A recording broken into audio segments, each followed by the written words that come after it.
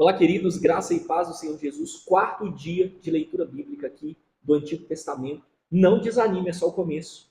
Quanto mais você aprofunda na palavra do Senhor, mais você está perto do Pai. Amém? Então vamos lá. Hoje nós vamos caminhar do capítulo 17 ao capítulo 22. O contexto aqui desses textos é a respeito da aliança de Deus com Abraão e do teste de fé com Abraão. Então nós temos um contexto histórico aqui. Deus ele reafirma a promessa que ele fez para com Abraão, introduz o ritual da circuncisão de aliança para Abraão como patriarca do seu povo, mudando a identidade de Abraão e Sara. Então Abrão passará a se chamar Abraão e Sarai passará a se chamar Sara, porque agora eles têm uma identidade de povo escolhido de Deus.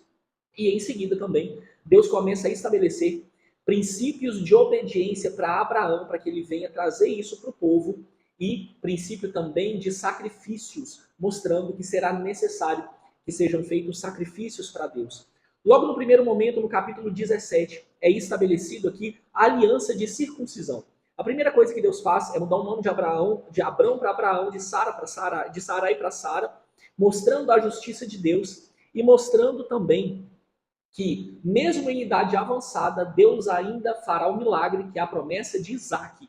Então aqui, Deus vem de forma efetiva falar a respeito da promessa do filho Isaac.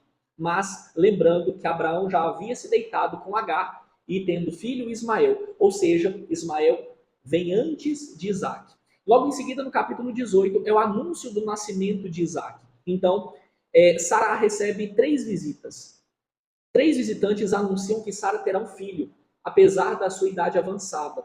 Então, quando ela recebe essa visita, no mesmo intermédio ali, o que acontece? Essas 3 pessoas são 3 testemunhas da promessa.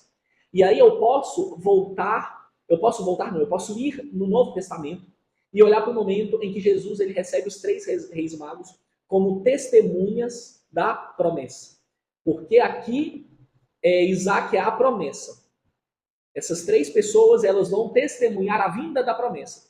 Assim como Cristo recebe os 3 reis magos que vieram testemunhar a chegada da promessa, que é Jesus Cristo. Então, é muito legal nós olharmos para o Antigo Testamento e ver como ele sempre aponta para Cristo, como ele sempre aponta para Jesus, lembrando que o Antigo Testamento é a sombra daquele que virá.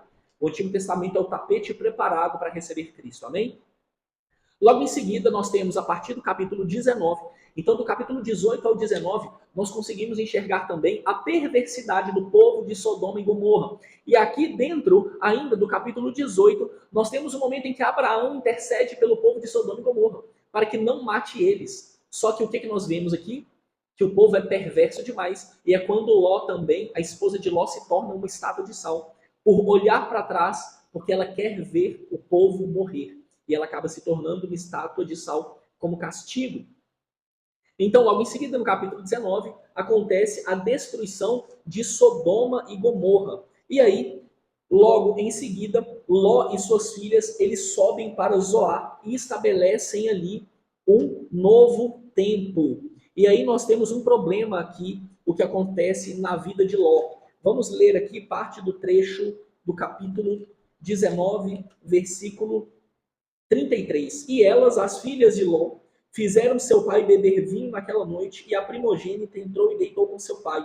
E ele não percebeu quando ela deitou, nem quando ela se levantou. E aconteceu que no dia seguinte a primogênita disse à mais jovem: eis que eu deitei com meu pai na noite passada. Demos-lhe de beber vinho essa noite também, e entra tu e deita com ele, para que possamos preservar a semente do nosso pai.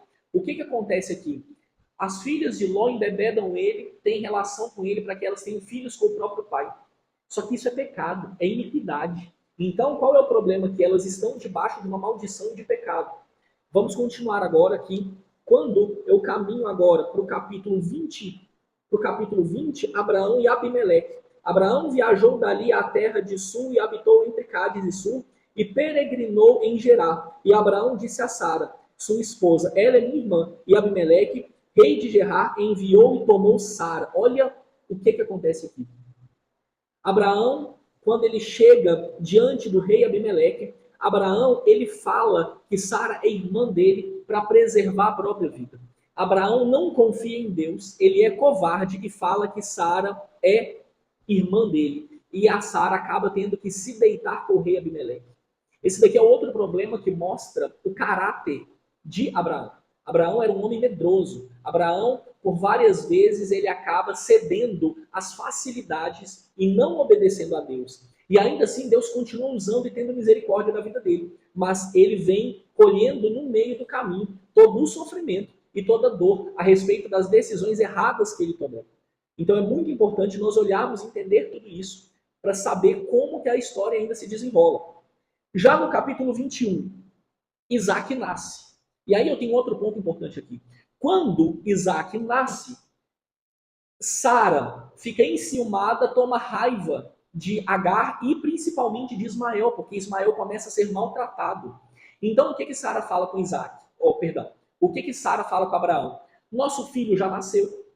Vamos então mandar Ismael e Agar embora. Então o que acontece aqui? Abraão manda Agar e Ismael embora. Mas existe um ponto muito importante aqui.